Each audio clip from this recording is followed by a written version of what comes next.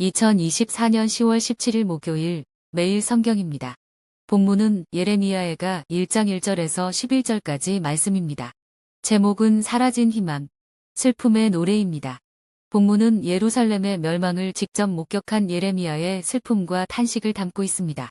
한때 찬란했던 예루살렘이 바벨론에 의해 파괴되고 유다 백성들은 포로로 끌려갔습니다.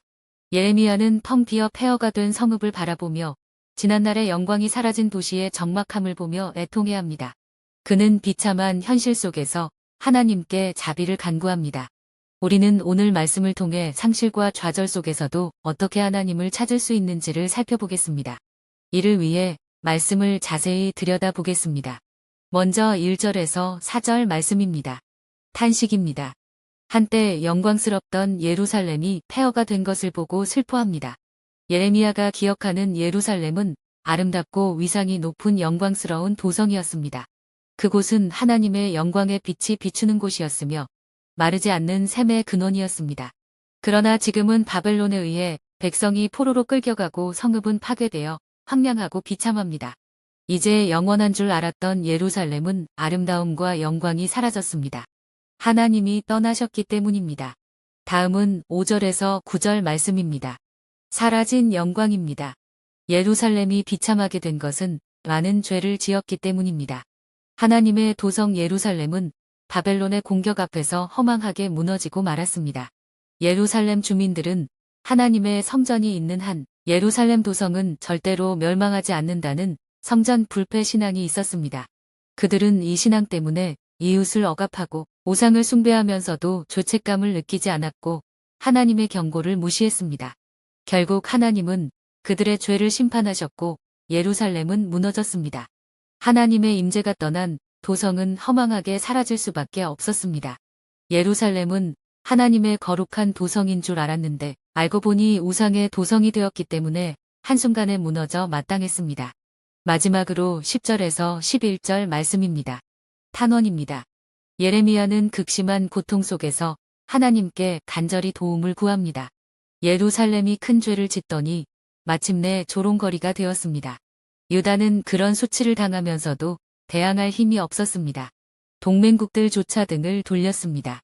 유다 백성을 위로하고 도와줄 민족은 어디에도 없었습니다. 이 절망적인 상황에서 예레미야는 오직 하나님께 회복을 간구하며 기도합니다. 하나님의 회복과 자비만이 새로운 희망의 시작임을 그는 고백합니다. 오직 희망이 하나님에게만 있고 회복이 하나님에게서만 오기 때문입니다. 말씀을 맺습니다. 예레미야는 예루살렘의 폐허 앞에서 절망하지 않고 하나님께 희망의 기도를 드립니다. 우리는 상실과 좌절 가운데서도 하나님께 나아가는 기도를 멈추지 말아야 합니다. 죄와 실패가 아무리 크더라도 하나님께 돌이키는 자를 회복하십니다. 하나님께 돌아가 회복을 기대할 때 새로운 소망이 시작될 수 있습니다. 묵상을 위한 질문입니다. 첫째, 예레미야는 예루살렘의 멸망을 목격하며 어떤 반응을 보였습니까? 그의 탄식과 하나님께 간구하는 기도는 무엇을 의미하며 그의 신앙적 태도에서 우리는 무엇을 배울 수 있을까요? 둘째, 예루살렘 주민들은 성전이 있는 한 안전하다고 생각하며 죄를 회개하지 않았습니다. 나는 하나님과의 관계를 방치한 채 단순히 형식적인 신앙생활에 머무르고 있지 않나요? 묵상 적용과 실천입니다. 첫째, 예레미야는 절망적인 상황에서도 하나님께 자비와 회복을 간구하며 포기하지 않았습니다. 이러한 그의 기도는 아무리 어려운 상황 속에서도 오직 하나님께만 희망이 있음을 고백하는 믿음의 태도를 보여줍니다. 우리도 절망적인 상황에 직면하더라도 하나님께 기도를 멈추지 말아야 합니다. 참된 회복은 하나님과의 관계 회복에서 시작되기 때문입니다. 둘째, 예루살렘 주민들이 성전이 있는 한 안전하다고 생각한 것은 그들이 하나님과의 진정한 관계보다는 외적인 종교적 형식을 의지했기 때문입니다.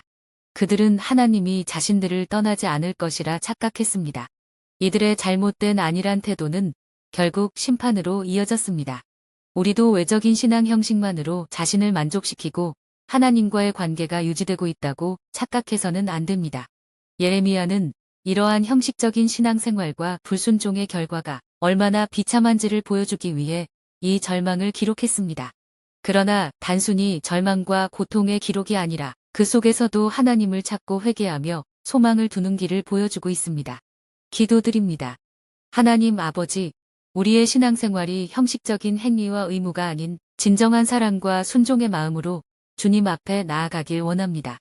하나님을 온전히 신뢰하며 어려움 속에서도 주님께 간절히 부르짖는 예레미야와 같은 신앙을 저희에게 허락하여 주옵소서. 상실과 절망 가운데서도 주님께로 더 가까이 나아가는 믿음을 허락하여 주옵소서. 주님의 회복의 손길을 기대하게 하옵소서. 예수님의 이름으로 기도드립니다. 아멘.